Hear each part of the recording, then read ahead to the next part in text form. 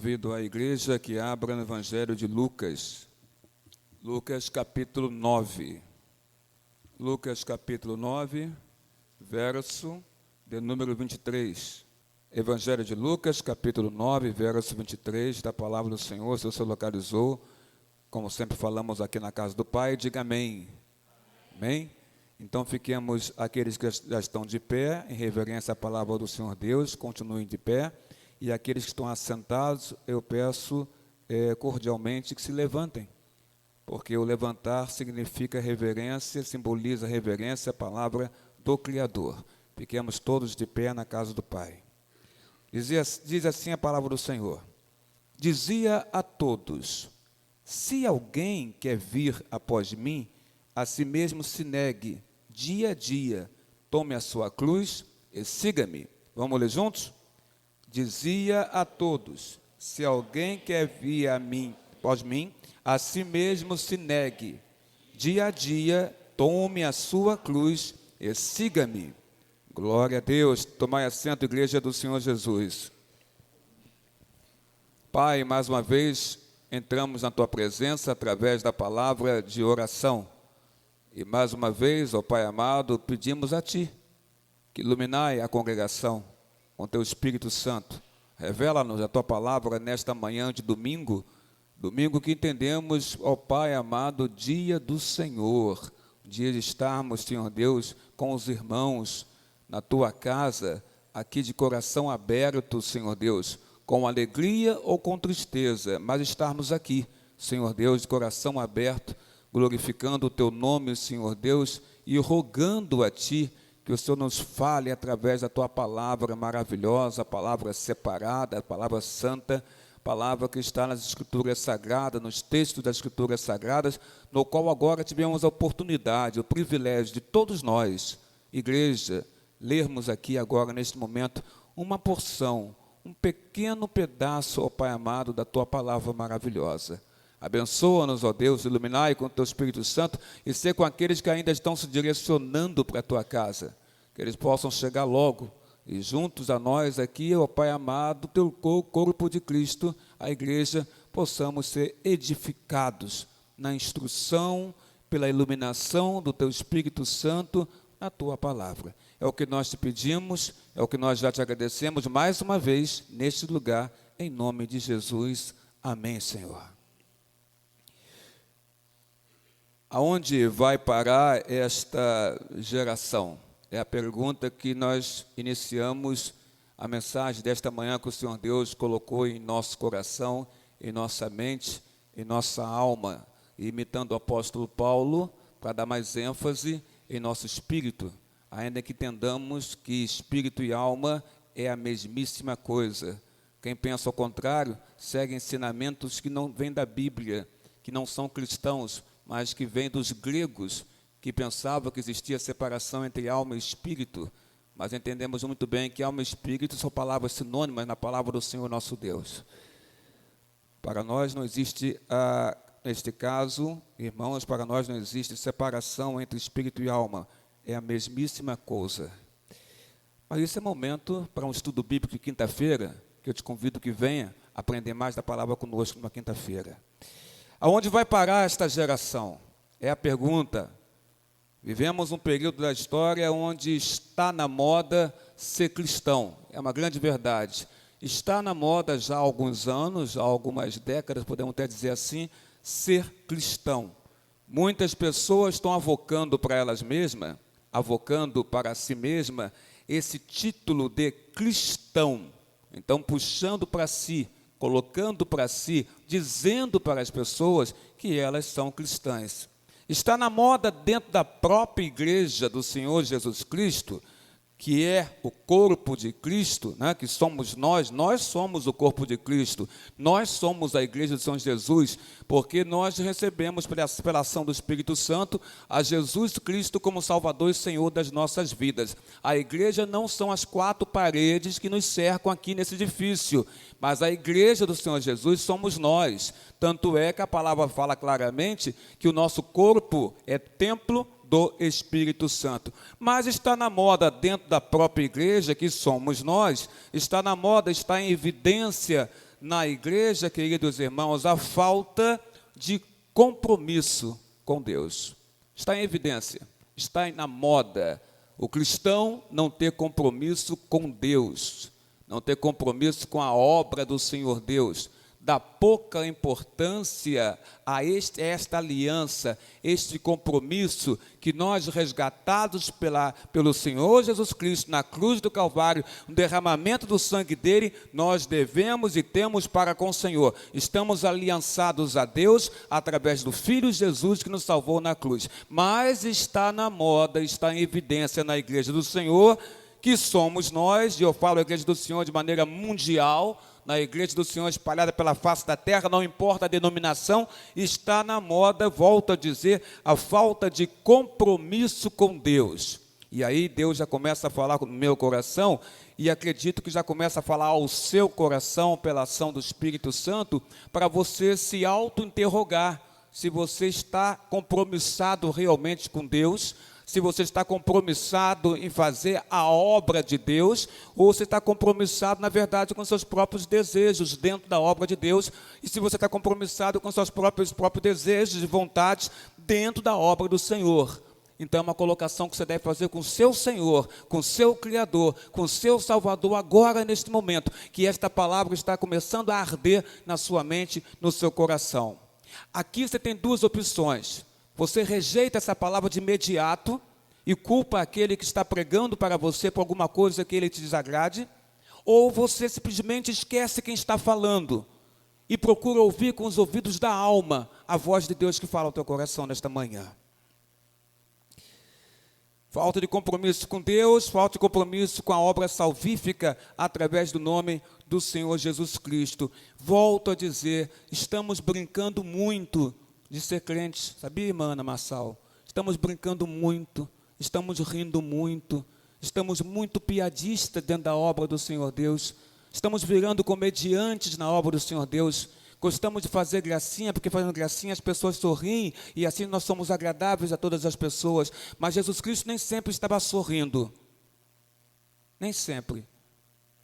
Mas ele falava sério, tão sério, que chegou a pegar as mesas e cadeiras no templo e disse: estão falando a casa do meu pai, casa de comércio, a casa do meu pai, casa de oração, casa onde o homem e a mulher se conectam com ele, com o Senhor Deus. Um texto como esse que acabamos de ler agora deveria soar como um alerta. Eu vou repetir para você. Lucas 9, verso 23, deveria soar como um alerta, Jesus fala, dizia a todos: se alguém quer vir após mim, a si mesmo se negue, dia a dia, disse o Senhor Jesus, tome a sua cruz, diz o Senhor, e siga-me, diz o Senhor Jesus Cristo nessa palavra. Nós devemos pegar esse texto como um alerta, para que, olhando para esse texto e refletindo sobre ele, nós possamos avaliar e rever a nossa qualidade de cristão. Como nós estamos sendo cristãos nos dias de hoje. Olhando esse texto, você pode olhar para dentro de você e fazer essa avaliação. Como eu tenho sido como cristão para o meu Deus, para o Senhor Jesus Cristo. Esse texto ele se faz presente, querido conselho da Igreja Presbiteriana de Irajá, ele se faz presente nos evangelhos sinóticos. Então, em Mateus, em Marcos e esse texto aqui, que é o texto de Lucas. Já entendemos e sabemos, querida igreja, que evangelho sinótico, e é interessante repetir esse ensinamento aqui, evangelho sinótico, ou a palavra sinótico, significa evangelhos que possuem a mesma visão. Podemos falar um pouco mais. Os três primeiros evangelhos, Mateus, Marcos e Lucas, ainda que se entenda que Mateus não é mais antigo do que Lucas, mas os três primeiros evangelhos, Mateus, Marcos e Lucas, são chamados de sinóticos, porque possuem, sinótico significa a mesma visão. De que maneira eles têm a mesma visão? Eles têm a mesma visão porque eles possuem muitos elementos em comum. Os três evangelhos possuem muitos elementos em comum. Cada um dos evangelhos sinóticos, Mateus, Marcos e Lucas, apresenta para nós a história de Jesus de maneira parecida, semelhante. Então você encontra nesses três evangelhos as histórias do Senhor Jesus contadas, repetidas de maneira semelhante, mas sempre com um detalhe diferente, de acordo com a visão do autor do texto, do Evangelho, inspirado, não iluminado, mas inspirado pelo Espírito Santo. Você encontra então esse texto em Mateus 16, verso 24, você encontra em Marcos 8, verso 34, você encontra esse texto aqui de Lucas 9, verso 23. Mas de todos eles, o texto escrito por Lucas me chama a atenção, ou salta melhor aos meus olhos, porque mostra um detalhe, querida igreja, especial. Lucas mostra um detalhe, querido Ulisses Gonçalves de Assis, especial, que faz para nós muita diferença, querido amigo Sérgio Vinícius, para não ficar com ciúme que eu falei o nome do Licinho e não falei o seu nome. Estou brincando. Mas um detalhe muito especial para a nossa experiência, pois todos nós sabemos, ou pelo menos já ouvimos falar, que quem quer seguir a Jesus, deve fazer o quê? Como diz o texto, deve tomar a sua cruz, ou própria cruz, e então, aí sim, seguir a Jesus. Isso é uma informação que a igreja possui. Quem quer seguir a Jesus deve tomar a sua própria cruz. E então, seguir ao Mestre. Mas esse então torna-se para nós, esse entendimento, Irmã Dulce Pereira, um assunto vital para mim e para ti, que nesta manhã estamos ouvindo essa palavra. É um assunto vital por quê? Porque a vida do nosso Senhor Jesus Cristo foi dominada por uma cruz. A vida dele foi dominada por uma cruz. Ele veio para a cruz, para ser morto numa cruz. Jesus Cristo também ele também o chamou para uma vida que inclui uma cruz. Jesus nos chama para uma vida que inclui nas nossas vidas uma cruz também. Ele veio para a cruz e inclui na sua vida uma cruz também. Esta verdade clara do Evangelho está sendo esquecida por uma débil sociedade ocidental, que não quer saber da cruz, ou que não valoriza a cruz como deveríamos valorizar. Então nós temos nessa débil sociedade ocidental um grande coro de tentações, de práticas, de costumes e de anúncios que chama você, irmão, para uma vida de autossatisfação.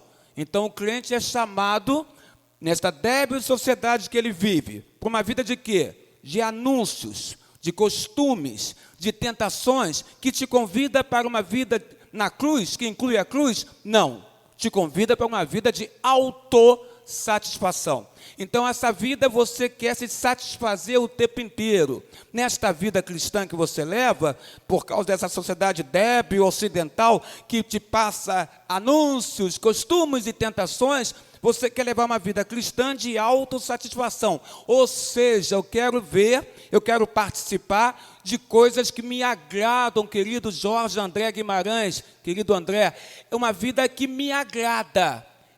Ou seja, eu quero ir para um culto que me agrada, eu quero viver uma vida que me agrada. Então, esse mundo nos convida, nós cristãos, a não incluirmos a cruz na nossa existência, mas incluímos na nossa vida uma vida de autossatisfação, onde eu vou procurar o tempo inteiro me agradar. Mas o Senhor da Glória não nos chama para uma vida de autossatisfação, para o tempo inteiro você querer se agradar em tudo que você realiza dentro ou fora da casa do Pai. Mas Jesus nos tem chamado, na verdade, e esse texto comprova isso, Lucas 9, verso 23, para uma vida de sim, mas não satisfação, mas uma vida de Cláudia, renúncia.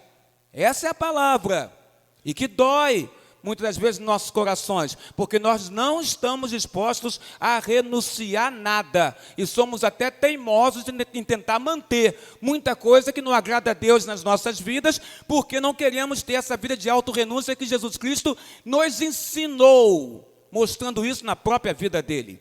A nós parece ser mais agradável, o maestro Edson Silva, uma vida de autossatisfação, fazer o que eu quero, o que eu gosto. É por aí que a gente está vivendo a vida cristã hoje em dia. Mas a exigência de levar a cruz, ela é universal. E quando eu digo que ela é universal, é dirigida a todos que seguem Noemi, a Cristo sem exceção. E eu posso mostrar isso não por aquilo que eu estou falando, mas porque está na Bíblia Sagrada. Lucas capítulo 9, verso 23, Jesus falando, começa com, dizia o que, irmãos? A todos.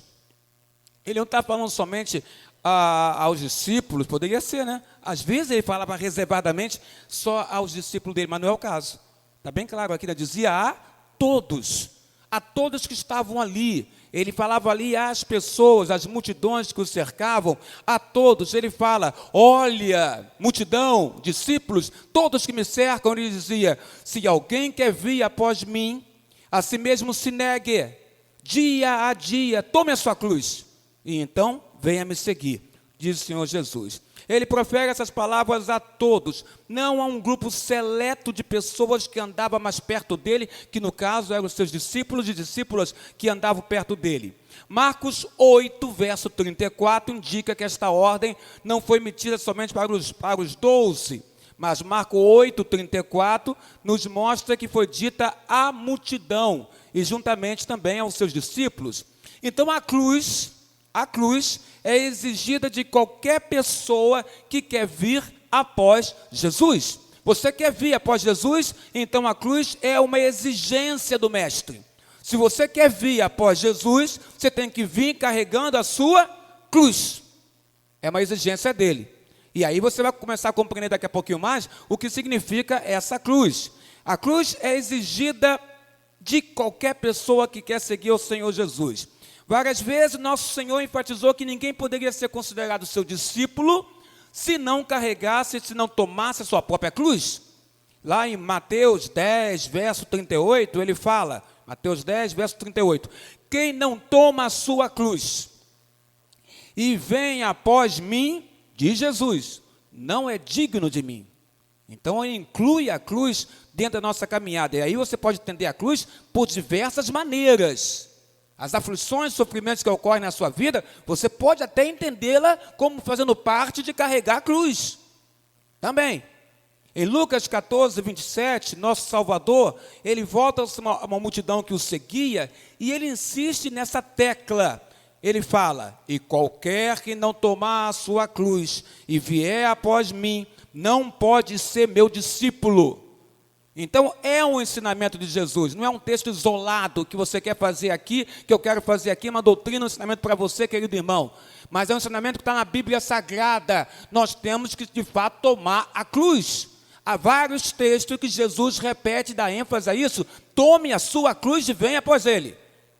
Quem quer ser discípulo dele tem que tomar a sua própria cruz.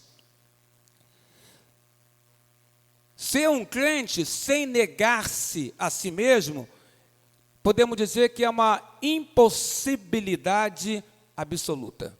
Você não pode ser crente se você não negar a si mesmo, porque o próprio Jesus disse que nós temos que nos negar a si mesmo. Olha, quer vir após mim? Quero, Senhor. Então a si mesmo se negue. Ele fala, negue a você mesmo, para que possamos viver a vida de Cristo dentro de nós. Ele fala mais, para entender as palavras do Mestre, quer você viva no país cristão onde há liberdade para pregar o Evangelho, ou você viva num país onde a cultura é hostil à palavra de Deus, você nos dois lugares tem de levar a sua cruz. A sua cruz com você. Qual é a sua cruz, Ana Marçal? Qual é a minha? Nós temos que carregar. E ela pesa às vezes. A única maneira de evitar a cruz, presbítero Carlos Peixoto, é nós seguirmos o mundo até o inferno. Aí eu não preciso carregar a cruz, porque eu estou seguindo o mundo, vou para o inferno, não preciso de cruz. Mas quem é de Jesus tem que tomar a sua cruz, irmã Nerita, e negar-se a si mesmo e tomar a cruz. E seguir em frente, atrás do Senhor Jesus. Poucos são aqueles que não se lembram de que não basta tomar a própria cruz. Além de tomar a cruz, é necessário também o quê? Negar-se a si mesmo. São duas situações. Você toma a sua cruz e se nega. Ou se nega a si mesmo e toma a cruz. Cristo fala isso. Mas o ponto alto do texto, não vou dizer nem que é você tomar a cruz ou negar-se a si mesmo. Mas o ponto alto do texto, querida Bia, que canta tão lindamente no coral. Deixei ela envergonhada. Mas, o propósito era esse mesmo, deixá-la envergonhada com essa palavra, mas você canta muito bem menos. Glória a Deus por isso. Mas o ponto alto aqui, Bia, não é tomar a cruz ou você negar-se a si mesmo. O ponto alto é o que está escrito depois disso tudo. Porque ele fala assim, ó, se alguém quer vir após mim, a si mesmo, se negue. E ele fala, dia a dia, tome o quê? Tome a sua cruz. Esse é o ponto alto. O ponto alto é quando nós lembramos das palavras que ele usa. Dia a dia eu tenho que tomar minha cruz, dia a dia eu tenho que me negar a mim mesmo. Então essa atitude de tomar a cruz e negar-me a mim mesmo é uma atitude contínua, querido Marcelo e Karen. É uma atitude contínua, continuamente, dia após dia, quando eu acordo, eu tenho que tomar minha cruz e me negar, Ulisses, a mim mesmo. É contínuo, é um ato contínuo. Negue-se a si mesmo. Tome a sua cruz. Quando, Senhor Jesus? Todos os dias. Todos os dias eu tenho que me negar e tomar a minha cruz. Não é uma atitude isolada. Hoje tomei minha cruz no culto, foi uma bênção, e ali então segui a Jesus, tomei minha cruz e me neguei a mim mesmo. Hoje, não. São todos os dias, ele fala, dia a dia, tome a sua cruz e siga-me, diz o Senhor Jesus Cristo. É importante nós olharmos por esse dia a dia, que ele fala aqui, porque passa despercebido dos nossos corações. Ou seja, é uma coisa que se repete do amanhecer, irmã Ivone, ao anoitecer, irmã Ivone. Temos que tomar a nossa cruz. Qual é a sua cruz hoje, minha irmã? Qual é a sua cruz hoje? Temos que tomá-la todos os dias. Embora seja difícil de praticar, nós sabemos disso. A parte de negar a si mesmo, ou seja, negar vontades, paixões, tentações, desejos, ainda que seja difícil, é fácil de entender. Né? É fácil de entender. Eu tenho que me negar, então eu tenho que me negar a prática do pecado, dos desejos, tentações. Eu tenho que ser forte em Cristo e me negar essas coisas. Então eu consigo entender isso, não é difícil entender isso. O difícil é fazer. É praticar, mas eu consigo entender com facilidade. Mas essa parte da cruz, você sabe qual é a sua cruz? Essa parte, irmã Su, é mais complicada. Saber qual é a minha cruz. Isso é complicado para mim. A gente ouve as pessoas falarem assim, fulano de tal, ele é ou ela é a minha cruz. Não é, Coral? A gente não fala isso? Fulano de tal. Está rindo, né, Vanessa? Tu sabe que é verdade, não é verdade? A gente não fala isso? Fulano de tal é o quê, Eliane? É a minha cruz. É uma coisa agradável? Não, é pesado. Ela é minha cruz. Ele é minha cruz. A gente ouve muito isso em casais. O marido fala, não perto da esposa, que não é louco, fala perto dela isso. Mas fala para os outros. Minha esposa é minha cruz, maestra, ele fala. Não perto dela. Volto a dizer, porque ele não é louco. Ele não perdeu o juízo ainda. Aí dele se fala perto dessa, não acha? Mas ela também fala dele, e não perto dele também, porque ela não é que ela não seja louca, é que ela é inteligente demais para falar perto dele isso. Então ela fala, meu marido é minha cruz. Oh Jesus, esse homem é minha cruz, que eu carrego todo dia. Oh, Jesus. É assim que ela pensa. Não é? E muitas vezes, né, irmãos, é o pai falando do filho, meu filho é minha cruz. Ou o filho falando do pai, meus pais são a minha cruz. Mas você vê que é um sentido pesado, né? Quando a gente fala dessa forma, né? É minha cruz. É um sentido de peso, está pesando, é complicado, é difícil. É a minha cruz. Não é? Ou senão você fala, meu chefe na minha empresa, meu gerente, meu supervisor, ele é ou ela é a minha cruz. Meu parente é minha cruz. Meu funcionário na minha empresa é a minha cruz. Ô cidadão ruim de fazer as coisas. Não é? Então a gente acha que é pesado. Ou então a gente acha que nossa cruz são situações, são objetos. Não é? Então volto a perguntar, qual é a sua cruz? Qual é a sua cruz? Eu teria várias respostas para dar aqui. Vamos lá. A cruz de Cristo pode ter vários significados. Eu já estou preocupado com o horário, mas vamos lá, tentar ser ligeiro. A cruz de Cristo tem vários significados. Primeiro significado, para os romanos, a cruz era o quê? Era uma arma, pena de morte. Muito bem. Para os judeus, a cruz era uma vergonha, porque os malfeitores eram presos na cruz, e se eram presos na cruz, era para morrer. Então era algo vergonhoso para o judeu. Ele, judeu, ser pego pelo romano e colocado numa cruz, era algo vergonhoso, não é? Para os místicos, e olha, pasme, na própria igreja de Jesus tem muitas pessoas místicas, não é? Para os místicos, a cruz seria um amuleto, um objeto sagrado, não é? Ele usa como amuleto, como objeto sagrado. A pessoa mística tem esse entendimento do objeto cruz. Para o mundo, a cruz é um símbolo que pode simbolizar qualquer coisa, menos que Cristo não está lá e ressuscitou, porque o mundo não entende assim. Então, para o mundo, a cruz pode simbolizar qualquer coisa, e a turma usa a cruz mesmo aí fora, mesmo sem saber o significado dela. Para a igreja, a cruz significa, irmã Nerita Sáter Gomes, um estilo de vida. Para a igreja, para o cristão, para o corpo de Cristo, para nós que somos igreja, a cruz significa renúncia, porque Jesus renunciou a sua vida por nós na cruz do Calvário. Então nós aprendemos isso. Para nós, cruz é renúncia. Para Jesus, mais do que renúncia, a cruz para ele é o palco da vitória dele. Vocês me viram morrer na cruz, meu corpo ali ficou pendurado, mas vocês não me verão mais na cruz. Por quê? Porque no terceiro dia ele ressuscitou. Então, para Cristo, a cruz é o palco da sua vitória, porque ele, André, venceu a morte. E se ele venceu a morte, querido André, nós também venceremos também e ressuscitaremos na parousia do Senhor Jesus. A cruz é o ministério do cristão, e existem 3 formas de carregarmos a cruz. Tentaremos falar rápido, então. Marcos 15, 21. E constrangeram a um certo Simão, Cirineu, Marcos 15, 21. Um certo Simão, Cirineu, ou de Cirene, pai de Alexandre, de Rufo, que por ali passava, vindo do campo, a que levasse a cruz. Os romanos constrangeram o homem chamado Simão ou Cirineu. Ao que tudo indica, Simão não era discípulo de Jesus.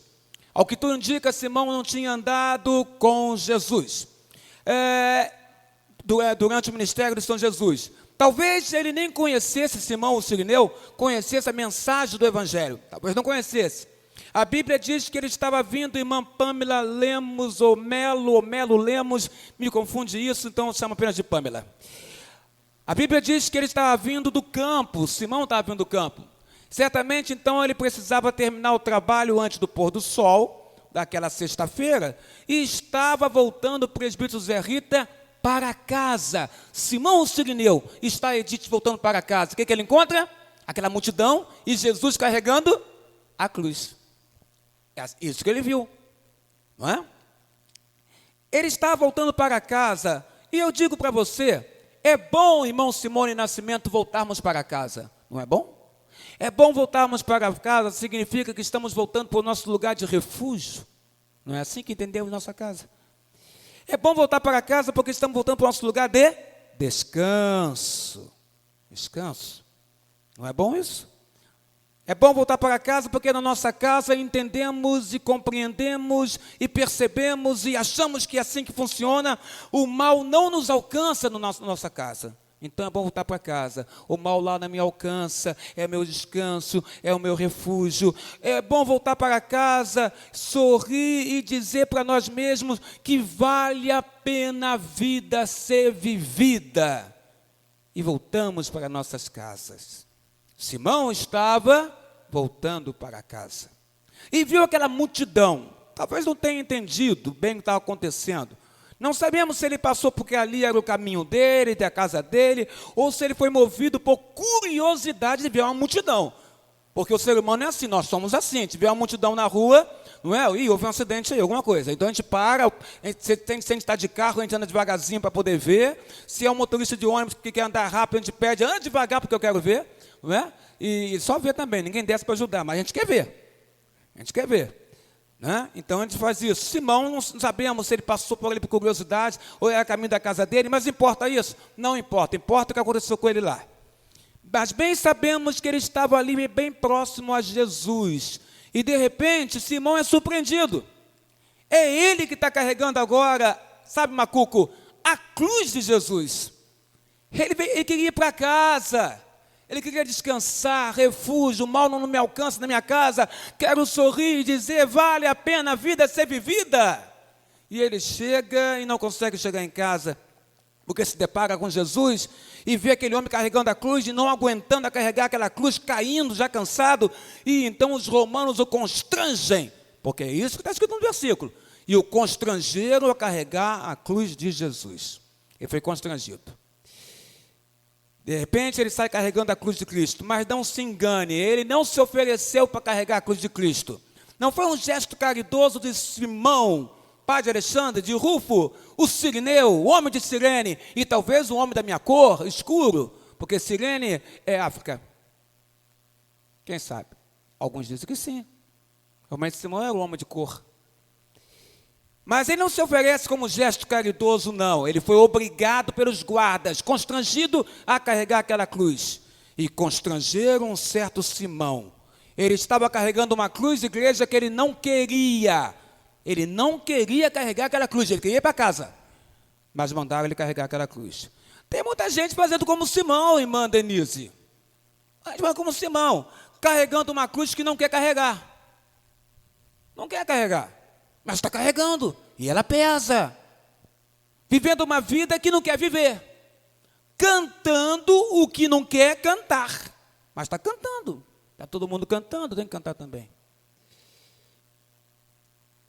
Estando onde não quer estar. Meus pais me trouxeram. Então tem que estar lá. É assim, adolescente, para vocês? Meu pai me trouxe, eu tenho que estar aqui. Estando no lugar onde não quer estar? Será, adolescentes? Ou crianças? É isso?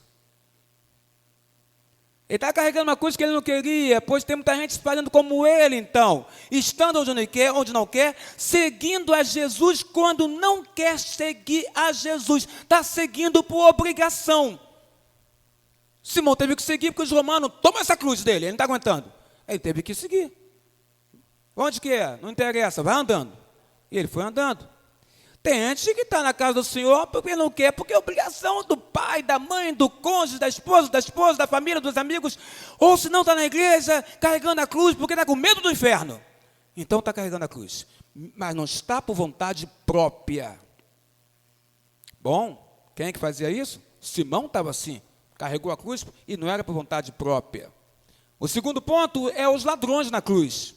Os ladrões na cruz nós encontramos aqui em Lucas 23, verso 39 e 41. Nem vou ler aqui para poder adiantar, mas a gente entende que um zombou de Jesus e o outro ladrão na cruz, ele na verdade disse, tu nem ainda temes a Deus, estando na mesma condenação? E nós, na verdade, com justiça, estamos certos de estarmos aqui, diz o ladrão na cruz, porque recebemos que os nossos feitos mereciam. Nós fizemos coisas erradas, que eram contrárias à lei, então estamos presos e vamos ser mortos. Mas este aqui que está na cruz do meio, nenhum mal fez. Um dos ladrões falou isso, enquanto o outro dizia, salva-te a ti mesmo, e ironizava a Jesus. Lucas 23, 39 a 41. Jesus foi crucificado ao lado de dois ladrões, e aqueles homens carregaram suas cruzes por motivos diferentes de Simão. Simão não queria carregar, e carregou, mas os ladrões da cruz não. Um deles zombou, o outro defendeu. Eles estavam ali por quê então? Porque não queriam carregar a cruz? Não é isso, Simão foi isso. Eles estavam ali porque cometeram crimes, e os crimes o levaram a carregarem aquela cruz. Então, coisas erradas eles fizeram, e estavam pagando por coisas erradas. Simão nada de errado fez, foi obrigado a carregar, mas os ladrões não, fizeram coisas erradas, e por isso tinham que carregar a sua cruz. Não eram inocentes como Simão, e muitos hoje fazem o mesmo em comparação com os ladrões. Seguem a Jesus por causa de penitência, seguem a Jesus por um passado errado. Eu errei no meu passado, eu errei, estou equivocado, errado. Então segue a Jesus por culpa. Você não tem que seguir a Jesus Cristo por culpa de pecados que você cometeu no passado. Você tem que seguir a Jesus Cristo por amor a Jesus Cristo, porque na cruz do Calvário o perdão dele foi dado a você. Então você tem que ter uma consciência tranquila, Porque os pecados cometidos por Deus foram perdoados no momento em que você mostrou arrependimento. Ali o seu perdão chegou a você. Momento do arrependimento. Jesus liberou perdão na cruz do Calvário. Agora, hoje, você está seguindo a Jesus em troca de um perdão? Não faça isso. Porque isso é seguir Jesus por culpa. O mestre quer gente que o siga por amor. O discípulo é aquele que segue Jesus por amor. Adolescentes, seguir Jesus é por amor. Estar nos bancos da igreja é por amor. Cantar é por amor. Pregar é por amor. Ouvir é por amor a Jesus. Mas como você está seguindo Jesus hoje, nesta manhã de domingo? Para muitos é como um corretivo líquido. Serginho, não é do seu tempo, acho que é do meu. Talvez nem do meu seja. Mas talvez seja do seu sim, Serginho. Às vezes eu olho para você e vejo que você é um rapaz já com uma idade... Não, você é novinho, desculpe. Quero brincar com você hoje. Mas você conhece o liquid paper? Conhece o liquid paper? Chegou a conhecer? Conheceu, né? Garoto pequeno, lá em Barbacena, né? 5, 6 anos, você usava. Liquid paper, aquele líquido branco, né? A gente errava no caderno alguma coisa, né, Ulisses? Aí pegava o liquid paper e colocava... E, olha, aquilo era horrível para a minha ideia. Porque tingia de branco a folha. Eu não sei quem disse que aquilo melhorava alguma coisa. Liquid paper. Eu não acho isso. Eu achava que tingir de branco assim, aí escrever por cima, aí ficava aquela coisa grossa, parecia uma massa de pedreiro que é colocada na parede. Mas era o liquid paper. Mas tem gente que, para o perdão, muitos é como liquid paper. Né? É aquele líquido que é passado para cobrir os meus pecados. Então, aonde Jesus cobriu um pecado, porque o liquid paper tinha uma função na escola. Você errou, Joãozinho? Errei, professora. Pega o liquid paper, Joãozinho. Vou pegar, professora. Aí passava o liquid paper. Aí ficava aquela massinha de pedreiro branco em cima. Agora, Joãozinho, você pode escrever em cima. Aí Joãozinho escrevia. Sabe o que acontece, irmã Stefessora, irmã Luciana, irmã Célia, queridos irmãos? Tem muita gente cobrindo o pecado com liquid paper, porque assim eu posso escrever outro pecado em cima dele. É o que está acontecendo. Quem segue a Jesus por causa do perdão, por causa dos erros do passado, então eu sigo a Cristo, aí Ele me perdoa, e aí eu posso cometer outro pecado em cima do que eu apaguei no liquid paper. Não, irmão, não é para você cometer outro pecado em cima, não. Quem segue a Jesus tem que ser por amor e se esforçar em não pecar mais. Ele disse para aquela mulher que Ele salvou, onde os homens queriam jogar pedras nela por causa do adultério: vá. E ela ficou toda feliz, porque ninguém apedrejou ela, Jesus com palavra sábia não permitiu, e ela ficou toda feliz, vou para casa, mas ele complementa: e não peque mais. Não use liquid paper para escrever outro pecado na sua vida. Você está seguindo Jesus em troca de um perdão? Tá? Não siga. O perdão já foi dado. Siga Jesus por amor. Por amor. Finalizando, nós temos Jesus, né? Temos o Simão que carregou a cruz, obrigado. Temos os ladrões que carregaram a cruz porque mereciam carregar, porque tinham cometido erros. E temos Jesus, Jesus carregando a cruz, não é? Nós temos o texto de Filipenses 2, 6 ao 11, não vou ler, é muito comprido e a hora urge, mas vou ler o finalzinho dele, o versículo 11. E toda língua confesse que Jesus Cristo é o Senhor, para a glória de Deus Pai. Para que ao nome de Jesus se dobre todo o joelho do que estão nos céus e na terra e debaixo da terra. Vou ler só essa partezinha, tá, irmãos? Por causa do horário. Para Jesus não foi fácil carregar a cruz, não. Foi não.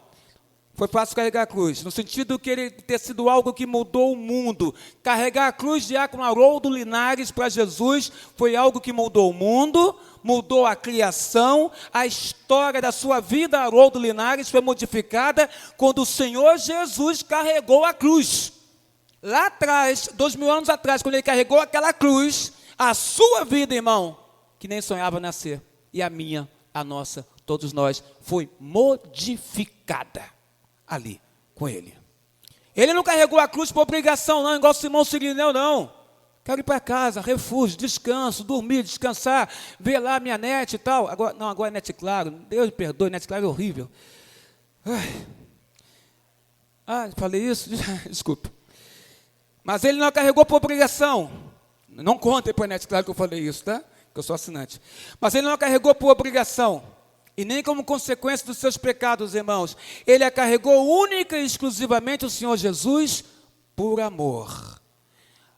Amor a Deus, amor a cada um de nós, amor pela igreja dele que somos nós, amor à noiva dele que somos nós, e é assim que Deus quer que nós sigamos a Jesus. Como, Senhor Deus? Eu quero que você siga o meu Filho Jesus Cristo através de amor, o mesmo amor que ele demonstrou para vocês quando ele se deu a vida dele na cruz do Calvário, autorrenúncia, deu a sua vida na cruz do Calvário. Ele quer que você cante, mas cante, Denise, por amor. Ele quer que você pregue, Leonardo Medeiros Braga, por amor. Ele quer que você ore, presbítero Jaime, por amor.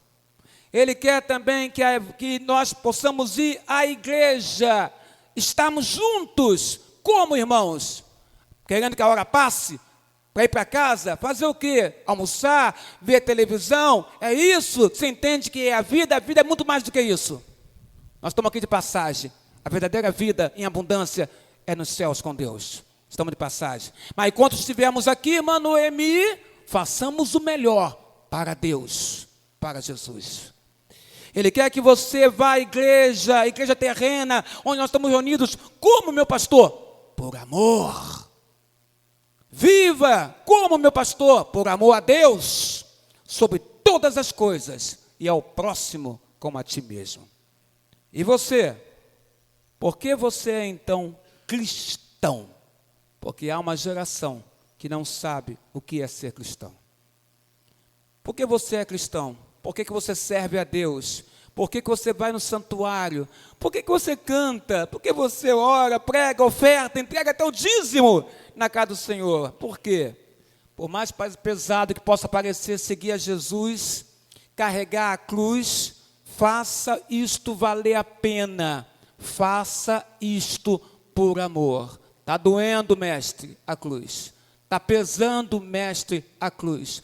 Mas eu a carrego, ó Pai, porque tu me deste, incluíste na minha vida aqui na terra, esta cruz, para que eu nunca esqueça que eu sou altamente dependente de ti. Que Deus nos abençoe, em nome do Senhor Jesus.